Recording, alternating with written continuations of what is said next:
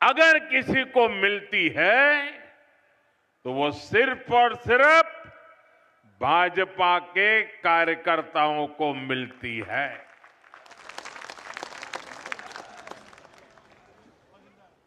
हमारा विश्वास संगठन में है।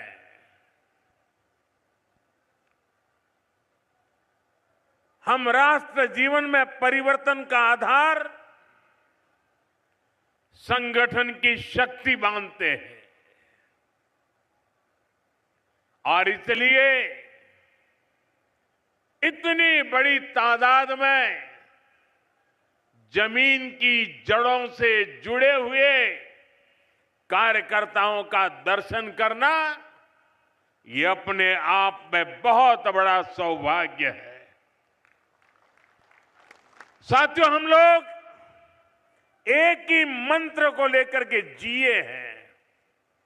हम लोग एक ही मंत्र को साकार करने के लिए अपने आप को खपा रहे हैं और वो मंत्र है भारत माता की जय। दोनों मुट्ठी बंद करके पूरी ताकत से मेरे साथ बोलिए, भारत माता की, भारत माता की, भारत माता की, वंदे वंदे वंदे। यहां इस विशाल कार्यकर्ता सम्मेलन में आए हुए भाजपा के हर एक कार्यकर्ता का मैं हृदय से स्वागत करता हूं, अभिनंदन करता हूं। भाजपा में रहते हुए आपने मां भारती की सेवा को, जनता की सेवा को अपना धर्म बनाया है। आप सभी भाजपा कार्यकर्ता ही भाजपा की प्राणवायु है, ऑक्सीजन है। भाजपा का कार्यकर्ता परिश्रम की पराकाष्ठा करता है और उसके कारण भारतीय जनता पार्टी आगे बढ़ती है। साथियों, मैं गर्व से कहता हूं,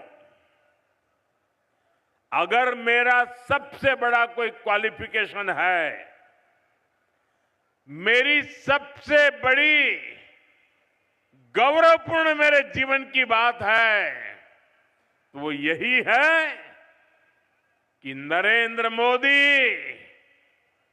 भाजपा का कार्यकर्ता है और एक भाजपा कार्यकर्ता के तौर पर मैं असम के अपने सभी कार्यकर्ता और भाई बहनों को, संगठन की शक्ति को सर झुका करके नमन करता हूं। साथियों, मैं मां आदि शक्ति, मां कामाख्या को भी कोटि कोटि प्रणाम करता हूं। मां कामाख्या की असम पर, असम वासियों पर, देश पर, देशवासियों पर बहुत कृपा रही है। उनके आशीर्वाद से असम ने राष्ट्र रक्षा और देश की स्वतंत्रता, देश की संस्कृति को आगे बढ़ाने वाली अनेक संतानें दी हैं। ऐसी ही एक महान संतान कविंद्र पुरकायस्थ जी को मैं आज प्रणाम करता हूं। उन्होंने अपना पूरा जीवन असम और समाज की सेवा के लिए समर्पित किया। इसी योगदान को नमन करते हुए बीजेपी एनडीए सरकार को उन्हें पद्म पुरस्कार से सम्मानित करने का सौभाग्य मिला है।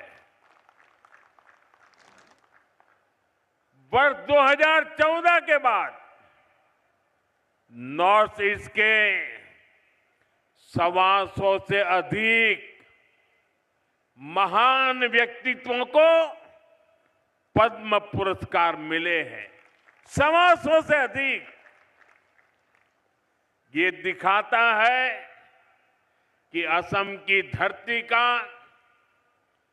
नॉर्थ ईस्ट की धरती का सामर्थ्य कितना बड़ा है। नॉर्थ ईस्ट का यही सामर्थ्य अब विकसित भारत का बहुत बड़ा आधार है। साथियों, कुछ दिन पहले ही देश का बजट आया है। बजट के बाद असम का, नॉर्थ ईस्ट का मेरा ये पहला दौरा है। जिस नॉर्थ ईस्ट को कांग्रेस ने हमेशा नजरअंदाज किया, हम उस नॉर्थ ईस्ट की भक्ति भाव से सेवा कर रहे हैं। नॉर्थ ईस्ट हमारे लिए अष्टलक्ष्मी है। इस वर्ष का बजट अष्टलक्ष्मी के लिए बीजेपी एनडीए के विजन को और मजबूती देने वाला है। बजट में बहुत अधिक फोकस नॉर्थ ईस्ट को आर्थिक रूप से आत्मनिर्भर बनाने पर है। इस साल असम को टैक्स की हिस्सेदारी के रूप में लगभग 50,000 करोड़ रुपए मिलने वाले हैं। साथियों, कांग्रेस सरकार के समय असम को कैसे पाई पाई के लिए तरस कर रखा जाता था, और वो आपको तो भली भांति याद होगा। कांग्रेस के समय असम को टैक्स के हिस्से के रूप में सिर्फ 10,000 करोड़ रुपया मिलते थे। अब भाजपा सरकार में असम को कांग्रेस सरकार के मुकाबले 5 गुना ज्यादा रुपये मिल रहे हैं। अगर मैं पिछले 11 वर्ष की बात करूं तो असम को तमाम विकास परियोजनाओं के लिए केंद्र सरकार से 5.5 लाख करोड़ रुपए से अधिक मिले हैं। ये आंकड़ा आपको याद रहेगा? मैं जो आंकड़ा बोल रहा हूं याद रहेगा आपको? फिर से एक बार बोलता हूं। केंद्र सरकार से 5.5 लाख करोड़ रुपए से अधिक मिले हैं। कितने? कितने? पीछे से आवाज आनी चाहिए। कितने? आप मुझे बताइए कितने? और जोर से बोलिए कितने? साथियों, आप मुझे बताइए, जो कांग्रेस असम के विकास के लिए पैसे देने से भी बचती हो, वो कांग्रेस क्या असम का विकास कर सकती है? असम का विकास कर सकती है? कभी भी कर सकती है? आपका भला कर सकती है, यहाँ के युवाओं का भला कर सकती है, यहाँ के किसानों का भला कर सकती है, यहाँ के गांव का भला कर सकती है। साथियों, इस साल के बजट में नॉर्थ ईस्ट की कनेक्टिविटी को और अधिक मजबूती देने का काम किया गया है। कनेक्टिविटी बढ़ती है तो रोजगार के अवसर भी बढ़ते हैं। इसलिए असम में हाईवे और अन्य रोड प्रोजेक्ट्स के लिए करीब हजारों करोड़ रुपए देना तय हुआ है। बजट में जो घोषणा हुई है उससे असम में टूरिज्म का भी विस्तार होगा।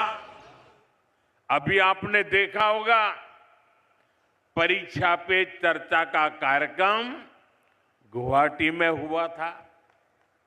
हमने ब्रह्मपुत्र नदी में क्रूज पर विद्यार्थियों से चर्चा की थी।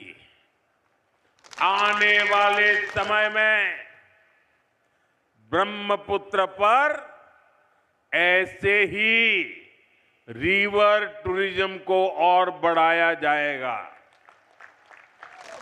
मैं ऐसे ही वहां नहीं गया था, मैं देश को बताना चाहता था कि टूरिज्म के लिए इससे बेहतर जगह नहीं है। आओ, ये मेरा असम है, ये मेरी ब्रह्मपुत्र है, आइए।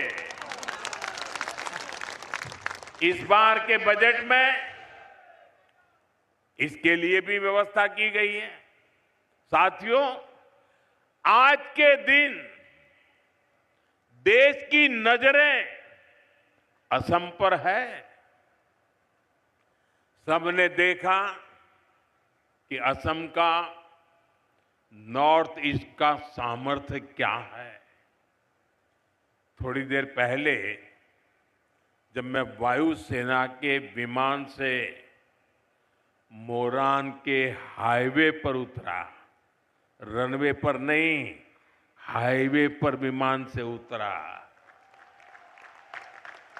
तो एक नया इतिहास बन गया। कभी नॉर्थ ईस्ट का नाम आते ही लोग सोचते थे, अरे यार छोड़ो, टूटी फूटी सड़कें, कोई ठिकाना नहीं, निकलेंगे तो पता नहीं कब पहुंचेंगे। वो भी एक वक्त था, ये भी एक वक्त है। और आज यहां ऐसे हाईवे बनकर तैयार हो रहे हैं जहां सिर्फ गाड़ियां ही नहीं चलती, बल्कि हवाई जहाज भी लैंड करते हैं।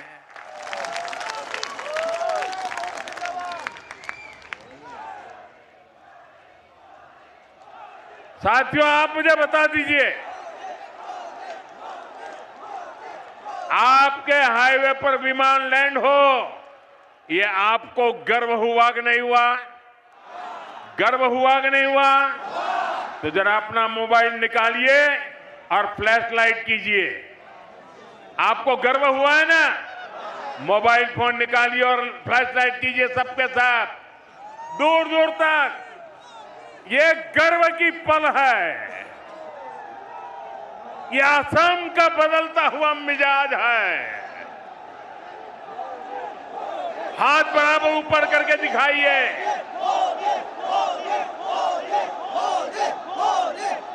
आपको गर्व हुआ कि नहीं हुआ?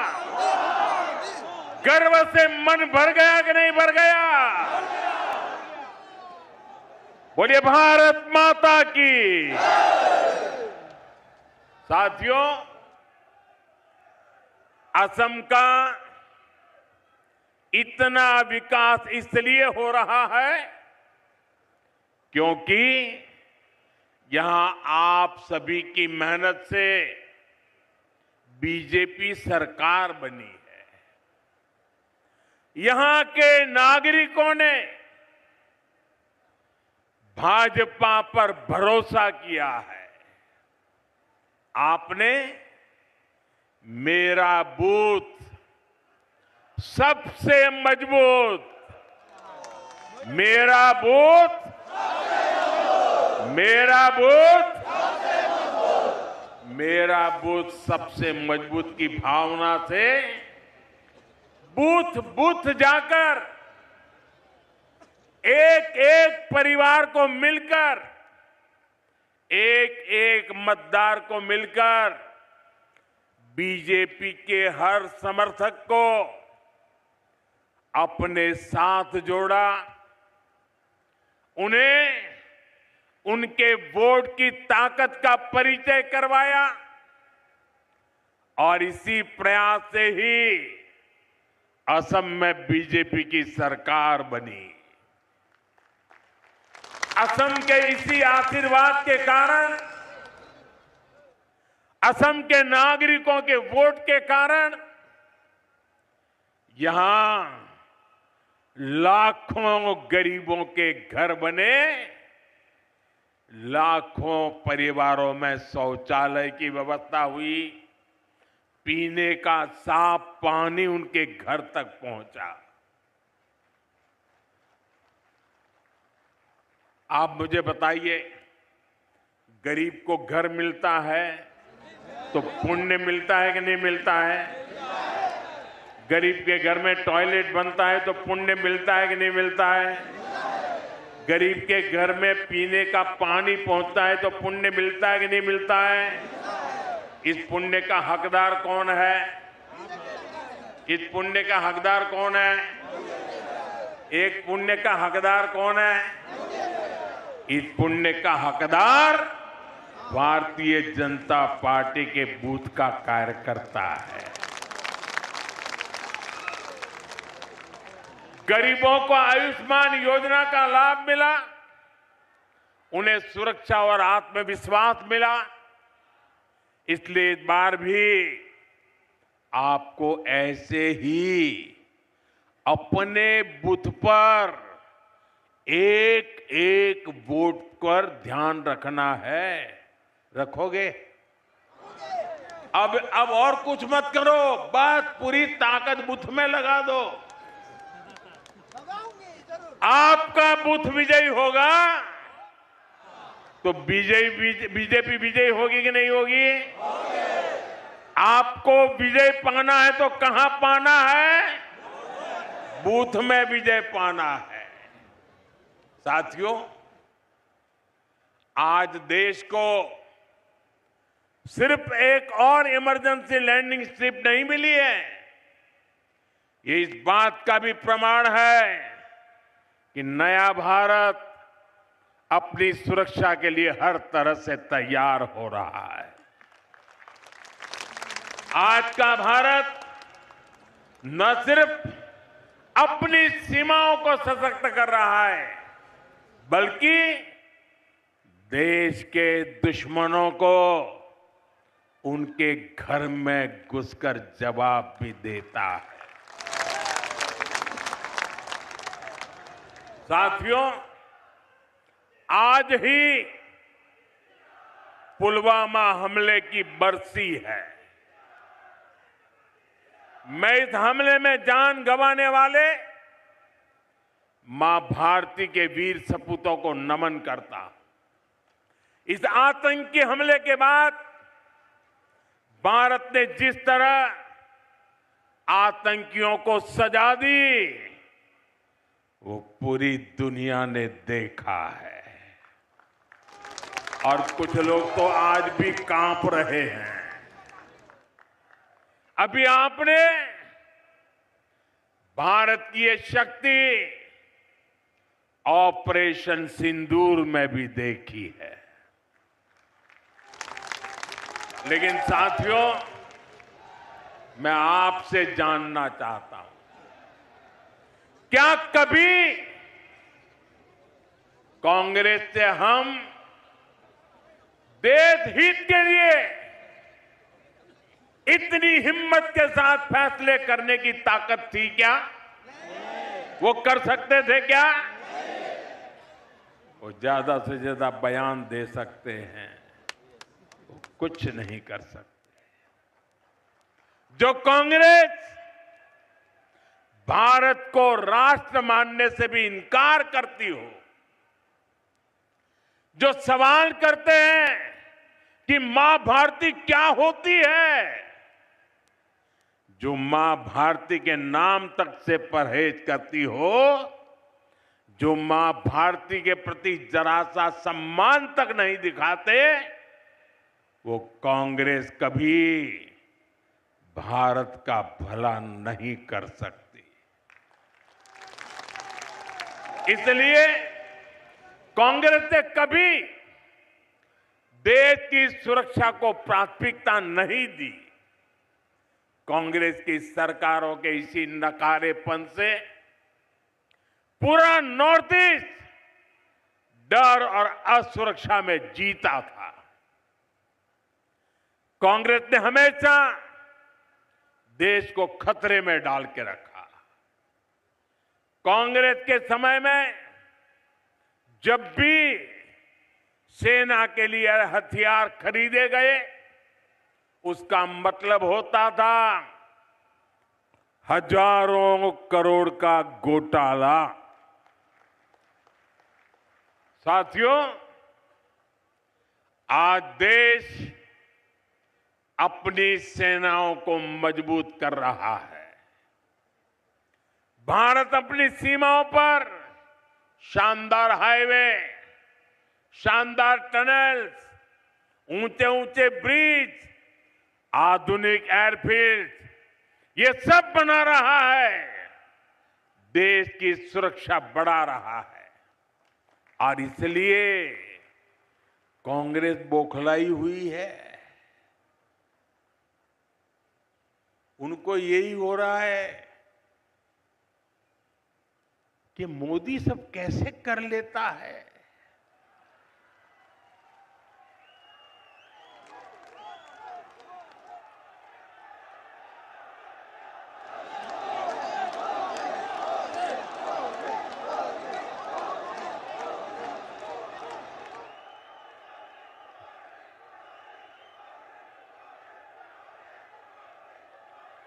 उन बेचारों को नींद नहीं आती, नींद नहीं आती।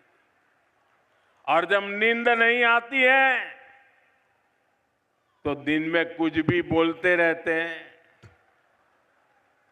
साथियों, आज की कांग्रेस हर उस विचार, हर उस आतंकी को कंधे पर बिठाती है जो देश का बुरा सोचता है, जो लोग देश के टुकड़े टुकड़े करने का सपना देखते हैं, जो लोग नॉर्थ ईस्ट को भारत से अलग करने के नारे लगाते हैं, वो कांग्रेस के लिए पूजनीय बन चुके हैं। आजादी के समय मुस्लिम लीग ने देश का बंटवारा कराया।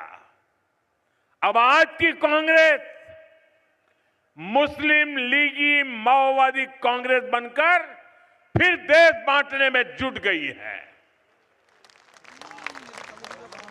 ये एमएमसी है, माओवादी मुस्लिम लीगी कांग्रेस। और इसलिए आपको कांग्रेस से सावधान रहना है और असम की जनता को भी सावधान करना है। साथियों, यहां जो नौजवान है, जो अभी 20-25 वर्ष के हैं, उन्हें कांग्रेस का कुशासन शायद पता नहीं होगा, याद नहीं होगा। कांग्रेस की सरकारें चाहे असम में रही हो या फिर दिल्ली में, उन्होंने असम को अपने हाल पर छोड़ दिया था।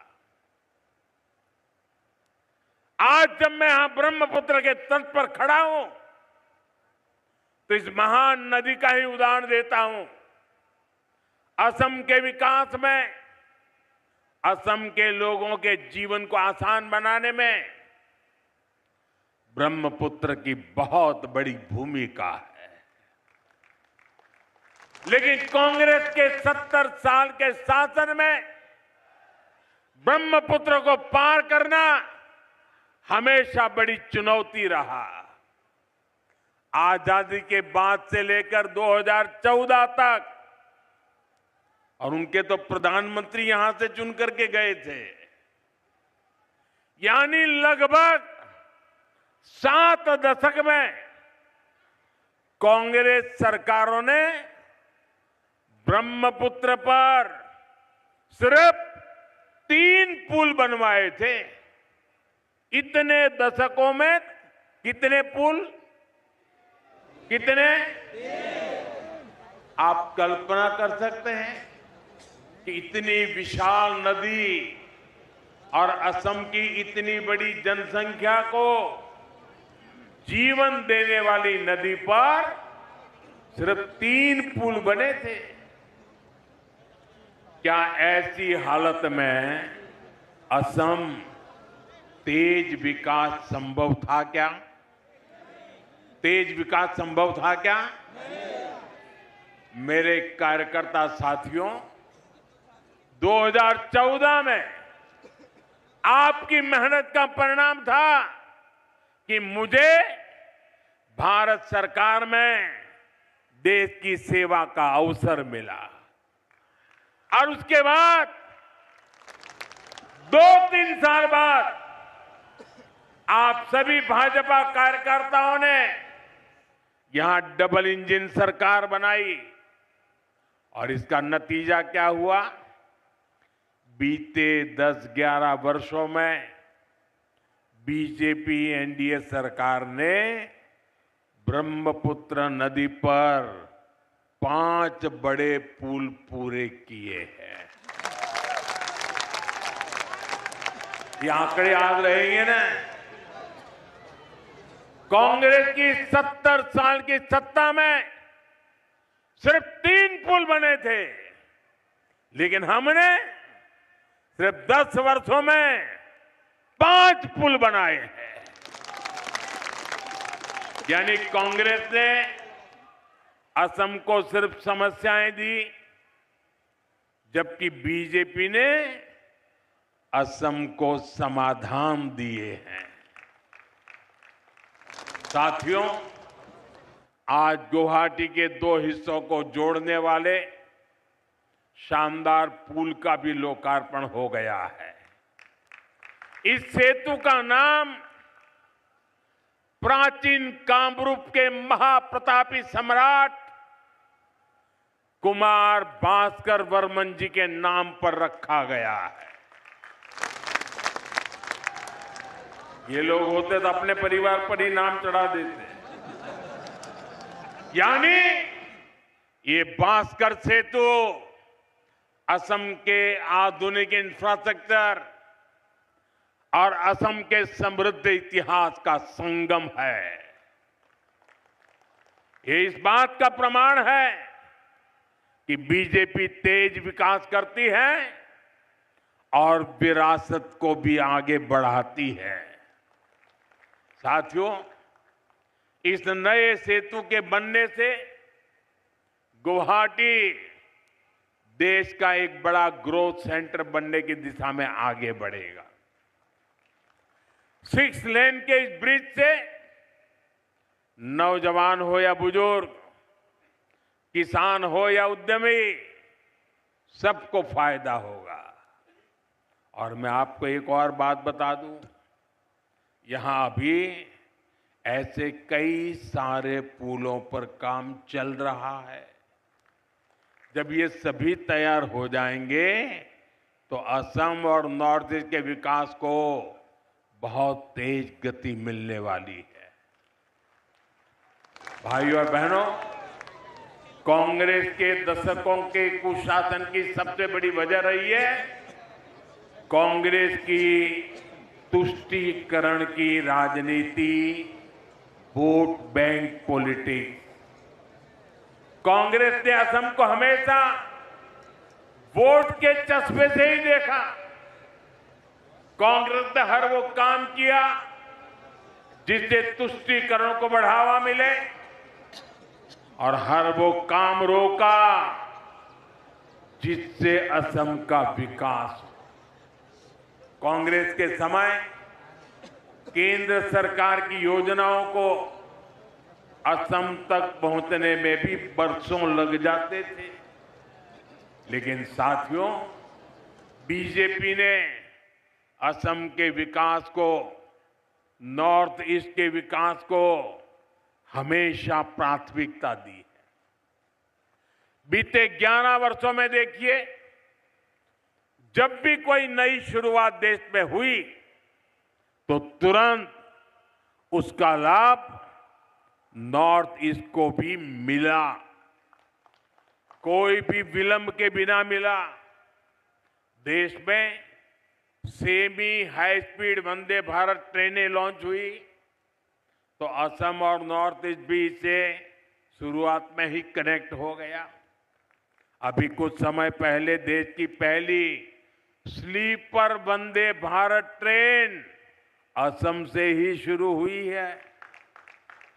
जब देश ने तय किया कि अब सेमीकंडक्टर सेक्टर में तेजी से काम करना है और असम इस सेक्टर में भी ग्रोथ इंजन बन रहा है, और वो दिन दूर नहीं जब असम की चाय की तरह ही, असम की चाय की तरह ही असम में बनी चिप्स की भी पूरी दुनिया में चर्चा होगी। चाय से लेकर के चिप्स तक असम की विकास यात्रा दिखाई देती है।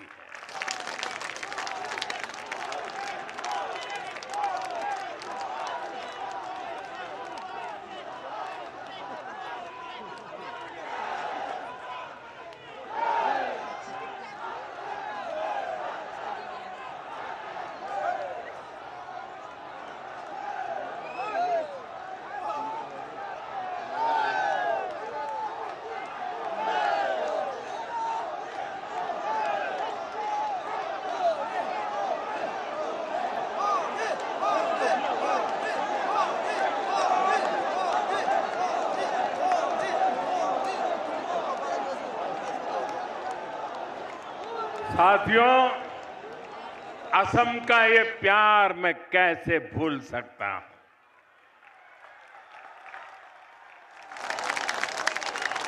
लेकिन मैं असम को वादा करता हूं, आपने मुझे जो प्यार दिया है ना, मैं उसे ब्याज समेत लौटाऊंगा और विकास करके लौटाऊंगा।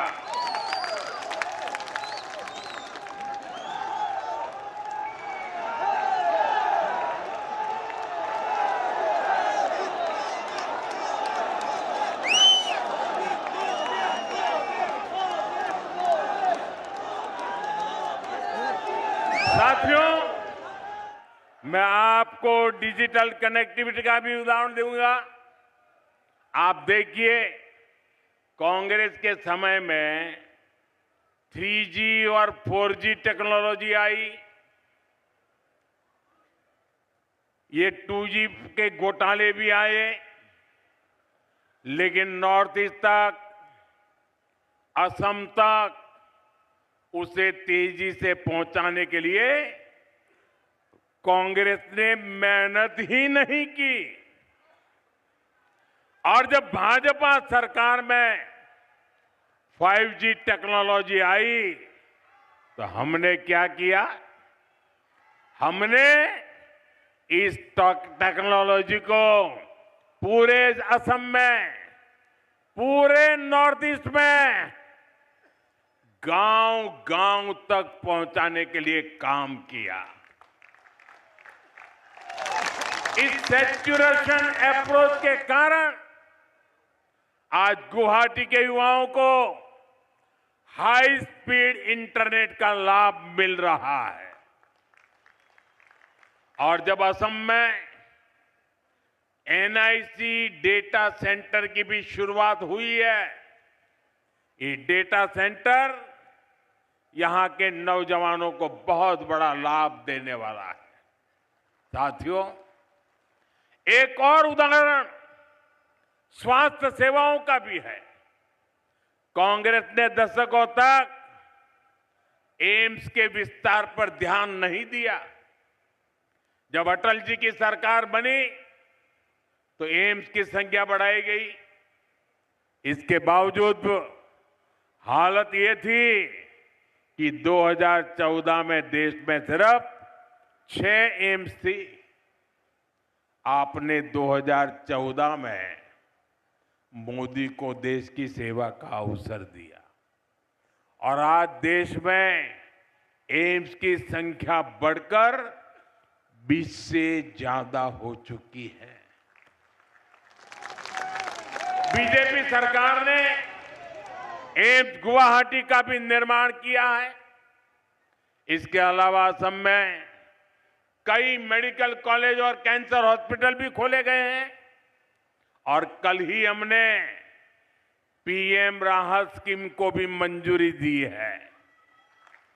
देश के किसी भी हिस्से में अगर कोई भी व्यक्ति किसी दुर्घटना में घायल होता है तो केंद्र की सरकार की ओर से उसका 1.5 लाख रुपए तक का इलाज मुफ्त में कराया जाएगा। एक्सीडेंट के बाद तुरंत मदद मिलने से जान बच जाती है। साथियों, यहां आए भाजपा कार्यकर्ताओं में बड़ी संख्या में मेरे युवा बेटे बेटियां की है। आप याद रखिए, देश में जब मैनेजमेंट और उच्च शिक्षा की बात होती थी तो असम और नॉर्थ ईस्ट के युवाओं के पास सिर्फ पलायन का ही विकल्प होता था। लेकिन आज देखिए, IIM पालसबारी का नया कैंपस शुरू हो चुका है। IIT गुवाहाटी का भी आधुनिकीकरण हो रहा है। इसके अलावा असम में IRI इसकी भी स्थापना की गई है। ये संस्थान असम में नई टेक्नोलॉजी लीडर्स को तैयार करेंगे। साथियों, आज केंद्र की बीजेपी एनडीए सरकार देश के छोटे छोटे शहरों में इलेक्ट्रिक बसों का जाल बिछा रही है। आज ही मुझे गुवाहाटी में 100 इलेक्ट्रिक बसों को हरी झंडी दिखाने का अवसर मिला। इस वर्ष के बजट में भी पूर्वोदय स्कीम के तहत 4000 इलेक्ट्रिक बसों की घोषणा की गई है। इससे आने वाले समय में बहुत बड़ी संख्या में असम को भी इलेक्ट्रिक बसें मिलने वाली है। साथियों, कांग्रेस ने असम के साथ एक और बहुत बड़ा अन्याय किया है। कांग्रेस ने असम को अशांत रखा, हिंसा और अलगाव में रखा। आजादी के बाद से ही असम बम बंदूक, बंद ब्लॉकेड और कर्फ्यू की चपेट में रहा और इसकी गुनहगार कांग्रेस ही थी। मुझे याद है, मैं जब यहां संगठन का काम करता था तो मैं वापस जाने का भी कार्यक्रम बना के आता था, लेकिन यहां मैं कार्यक्रम नहीं कर पाता था। क्यों? कहीं ब्लॉकेड है, कहीं जा नहीं सकते, रास्ते बंद है। तो मुझे कभी कभी तो 3 दिन के लिए आया था, 7 दिन तक वापस नहीं जा पाता था, काम ही नहीं कर पाता था। ये हालत करके रखी थी। लेकिन साथियों, भाजपा एनडीए सरकार असम में शांति, बहाली और तेज विकास का संकल्प लेकर चल रही। इसलिए जो असम कभी बम धमाकों से गूंजता था, उसी असम में अब शांति की स्थापना हो रही है। जिस असम में हर साल औसतन 1000 से ज्यादा लोग हिंसा में मारे जाते थे, आज वहां हिंसा की घटनाएं बंद हो रही है। पहली बार असम में बोडो, कार्बी, आदिवासी, डीएनएलए, उल्फा ऐसे हर संगठन से जुड़े साथियों ने बंदूक छोड़कर देश के संविधान का रास्ता चुना है, शांति और विकास की राह पकड़ी है। लेकिन मेरे कार्यकर्ता साथियों, आपको भूलना नहीं है, 10 वर्ष सत्ता से बाहर रहने की वजह से कांग्रेस और ज्यादा जहरीली हो गई है। उनके टॉप लीडर से नीचे तक उनके जुबान से जहर ही निकलता है। कांग्रेस असम को फिर से अशांति और अराजकता में झोंकना चाहती है। कांग्रेस असम को घुसपैठियों के हवाले करना चाहती है। आप इनके दिल्ली के नेताओं को देखिए, यहां जो इनके नेता हैं उनको देखिए, ये सब घुसपैठियों को बचाने में ही लगे हुए हैं। कांग्रेस असम की असल पहचान को मिटाना चाहती है। साथियों, आने वाले 5 साल असम के लिए बहुत महत्वपूर्ण है। इस दौरान ऐसे अनेक प्रोजेक्ट पूरे होने वाले हैं जो असम की ग्रोथ को नए पंख लगाएंगे। और इसलिए यहां डबल इंजन की बीजेपी सरकार फिर एक बार बहुत जरूरी है। इसलिए बीजेपी के हर कार्यकर्ता को याद रखना है, असम के तेज विकास के लिए आपको एक बार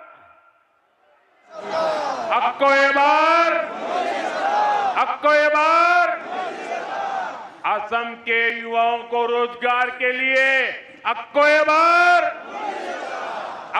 बार असम की बेटियों को नए अवसरों के लिए आपको एक बार असम की पहचान बचाने के लिए आपको एक बार।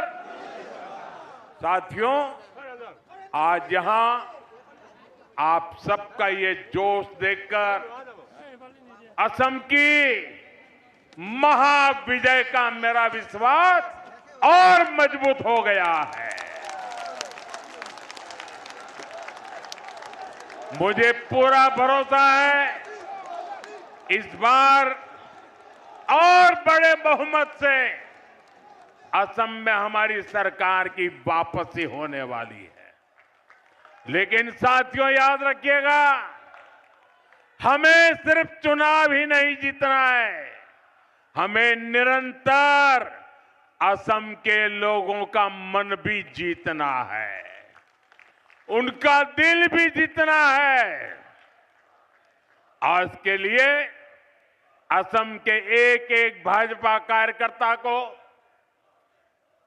एक एक पदाधिकारी को, सभी पदाधिकारी को पूरे परिश्रम से काम करना है। जब तक असम में वोटिंग का काम पूरा नहीं होता है, जब तक काउंटिंग नहीं होता है, जब तक नई सरकार के, भाजपा की सरकार के शपथ नहीं होते हैं, तब तक हमें हर दिन अपने क्षेत्र के हर घर में जाना है, हर घर में लोगों को मिलकर उनकी आकांक्षा, अपेक्षा सुननी है, लोगों को अपने काम बताने हैं, उनके काम आना है। एक एक पन्ना प्रमुख, एक एक बूथ वर्कर को अगले 2 महीने खूब मेहनत करनी है। अगले 2 महीने एक एक घर में एक एक असमिया भाई बहन तक अपनी सरकार के विजन को पहुंचाना है। साथियों, असम में तीसरी बार बीजेपी एनडीए सरकार असम के 3 गुना विकास का रास्ता बनाएगी। इसलिए हर एक कार्यकर्ता का एक ही मंत्र होना चाहिए, मेरा बूथ, मेरा बूथ, मेरा बूथ,